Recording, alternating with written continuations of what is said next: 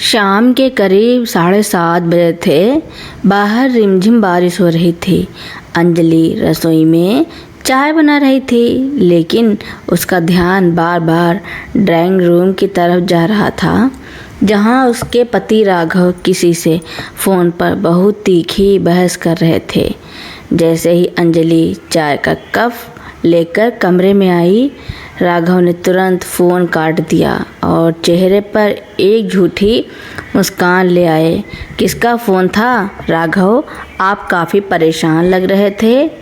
अंजलि ने चाय cup table पर रखते हुए पूछा। कुछ नहीं अंजलि, बस ऑफिस का एक क्लाइंट है, बहुत परेशान कर रहा है। तुम चिंता मत करो, राघव ने नज़रें चुराते हुए कहा और चाय पीने लगे। अंजलि चुप हो गई, लेकिन उसका दिल यह मानने को तैयार नहीं था। पिछले 2 हफ्तों से राघव का व्यवहार पूरी तरह बदल चुका था। वो रात भर जागते थे, बार बार खिड़की से बाहर झांकते थे और उनके चेहरे पर एक अजीब सा खौफ रहता था। सबसे अजीब बात तो यह थी कि राघव ने पिछले कुछ दिनों से अपनी बूढ़ी माँ से बात करना बिल्कुल बंद कर दिया था, जबकि पहले वो अपनी माँ के बिना एक दिन भी नहीं रहते थे।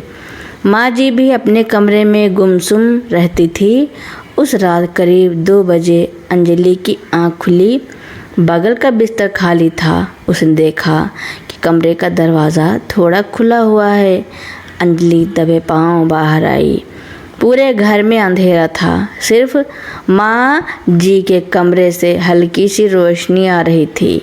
अंजलि जैसे ही माँ जी के कमरे का पास पहुँची, उसे अंदर से फुसफुसाहट सुनाई दी। उसने दरवाजे की दरार से अंदर झाँका। अंदर राघव अपनी माँ के सामने घुटनों के बल बैठे थे और उनका हाथ पकड़े हुए थे। राघव की आंखों में आंसू थे। माँ प्लीज़ मुझे माफ़ कर दो, लेकिन अब पानी सर से ऊपर जा रहा है। वो आदमी रोज़ मुझे धमकी दे रहा है। अगर अंजलि को जरा भी भनक लगी तो हमारा हंसता खेलता परिवार बर्बाद हो जाएगा। मैं उसे कुछ नहीं होने दूंगा, चाहे इसके लिए मुझे कोई भी कानून तोड़ना पड़े। राघव की आवाज़ में एक अजीब सा पागलपन था। माँ जी ने रोते हुए राघव के सिर पर हाथ फेरा और कहा, सब मेरी गलती है राघव, काश उस रात मैंने वो न किया होता। अंजलि का कलेजा मुंह को आ गया। कौन आदमी राघव? क्या कानून तोड़ने की बात कर रहे हैं? और माँ जी किस रात की बात कर रही हैं? अंजलि के दिमाग में तूफान चल रहा था। वो बिना आवाज़ किए वापस अपने कमरे में आकर लेट गई, लेकिन डर के मारे उसकी रीढ़ में सिरहन दौड़ गई। अगले दिन दोपहर में राघव अपना दूसरा फ़ोन गलती से डाइनिंग टेबल पर भूल गए और नहाने चले गए। अंजलि ने हिम्मत जुटाई और फ़ोन उठाया। फ़ोन लॉक नहीं था। उसने जैसे ही मैसेज बॉक्स खोला, उसकी सांसें थम गई। एक अनजान नंबर से कई सारे मैसेज आए हुए थे। अगर आज शाम तक 5 लाख रुपए नहीं मिले तो वो पुरानी फाइल में अंजलि के हाथ में सौंप दूंगा।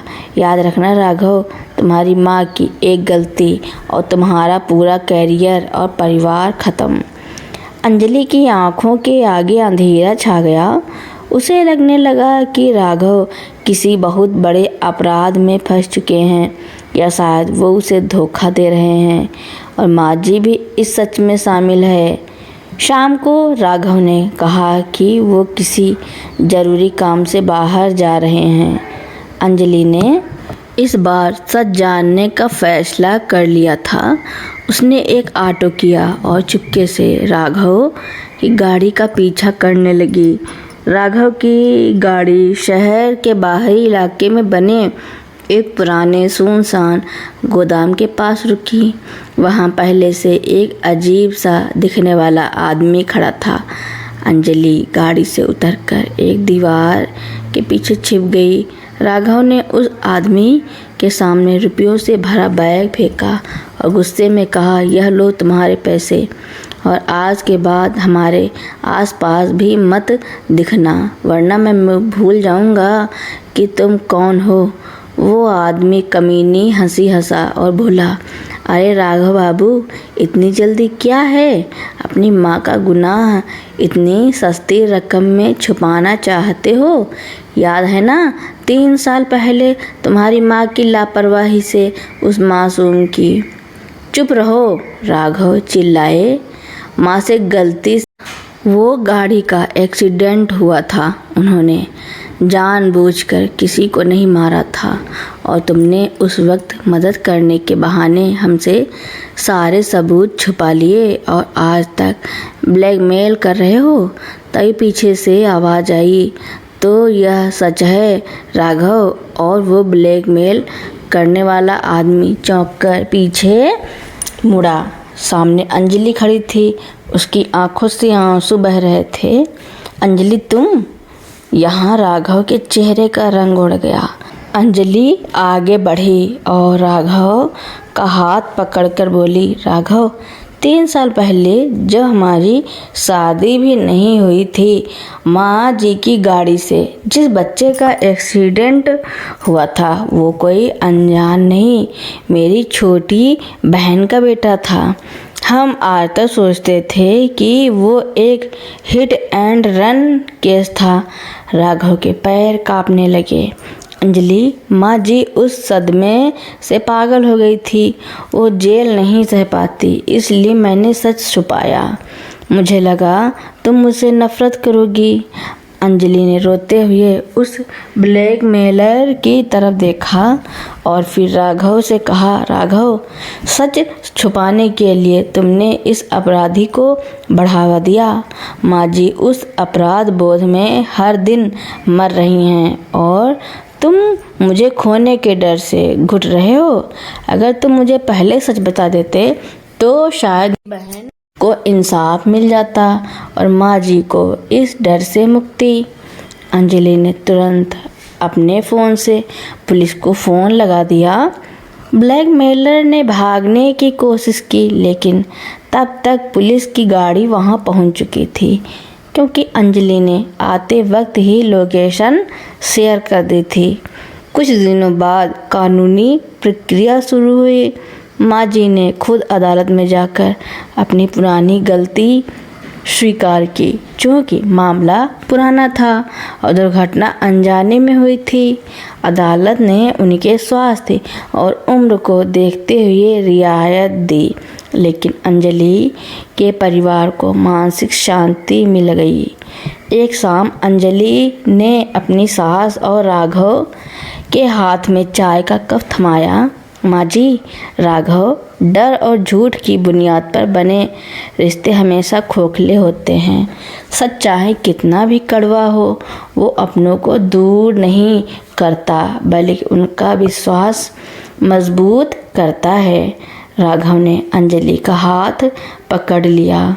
आज उनके चेहरे पर डर का वो साया नहीं था, बल्कि एक सुकून था। घर में एक बार फिर खुलकर बातें होनी शुरू हो गई थी। अदालत के फैसले और ब्लैकमेलर के जेल जाने के बाद घर का माहौल धीरे धीरे सामान्य हो रहा था। राघव के चेहरे पर अब वो पुराना डर नहीं था और माँ जी भी अब खुलकर सांस ले पा रही थी। अंजलि को लग रहा था कि उसने अपने परिवार को एक बहुत बड़े दलदल से निकाल लिया है, लेकिन सच की इस राह पर एक ऐसा मोड़ आने वाला था जिसकी कल्पना अंजलि ने कभी नहीं की थी। शाम के वक्त अंजलि अपनी बहन, जिसके बेटे का एक्सीडेंट हुआ था, उसके घर से लौट रही थी। सच सामने आने के बाद उसकी बहन ने माँ जी को तो माफ़ कर दिया था, लेकिन राघव और अंजलि के रिश्ते में एक अजीब सा तनाव आ गया था। अंजलि जैसे ही घर के मुख्य दरवाजे पर पहुंची, उसने देखा कि दरवाज़ा थोड़ा खुला हुआ था और अंदर से किसी अजनबी आदमी की ज़ोर ज़ोर से हंसने की आवाज़ आ रही थी। अंजलि के कदम ठिठक गए। उसने धीरे से अंदर झांका। ड्राइंग रूम में एक अधेड़ उम्र का आदमी सोफे पर पैर चढ़ाकर बैठा था। उसके हाथ में चाय का कप था। राघव उसके सामने बेहद तनाव में खड़े थे और माँ जी कोने में बैठी थर थर काँप रही थी। देखो राघव बाबू, कानून ने तुम्हारी माँ को उम्र और खराब सेहत का हवाला देकर छोड़ दिया, लेकिन समाज का कानून इतना रहमदिल नहीं होता। उस आदमी ने चाय की चुस्की लेते हुए कहा। तुम यहाँ क्यों आए हो इंस्पेक्टर विजय? उस केस की फाइल बंद हो चुकी है, कोर्ट का फैसला आ चुका है, राघव ने गुस्से से कांपते हुए कहा। इंस्पेक्टर विजय मुस्कुराया। फाइल एक्सीडेंट की बंद हुई है राघव, उस रात की दूसरी हकीकत की नहीं। क्या तुमने अपनी प्यारी पत्नी अंजलि को यह बताया कि 3 साल पहले जिस वक्त यह एक्सीडेंट हुआ था उस वक्त गाड़ी माँ जी नहीं बल्कि तुम चला रहे थे? दरवाजे के पीछे खड़ी अंजलि का दिल जैसे धड़कना भूल गया। उसके हाथ से सब्जी का थैला छूटकर नीचे गिर गया। थैला गिरने की आवाज़ सुनते ही तीनों चौंक गए। राघव ने मुड़कर देखा तो सामने अंजलि खड़ी थी। उसकी आंखें फटी की फटी रह गई थी। अंजलि तुम? राघव की आवाज़ हलक में ही फंस गई। अंजलि अंदर आई। उसकी आंखों में इस बार आंसू नहीं बल्कि एक गहरा सन्नाटा था। उसने राघव की तरफ देखा और बेहद ठंडी आवाज़ में पूछा, यह आदमी क्या कह रहा है राघव? गाड़ी तुम चला रहे थे? राघव ने अंजलि के पैर पकड़ लिए। अंजलि मेरी बात सुनो, मैं डर गया था।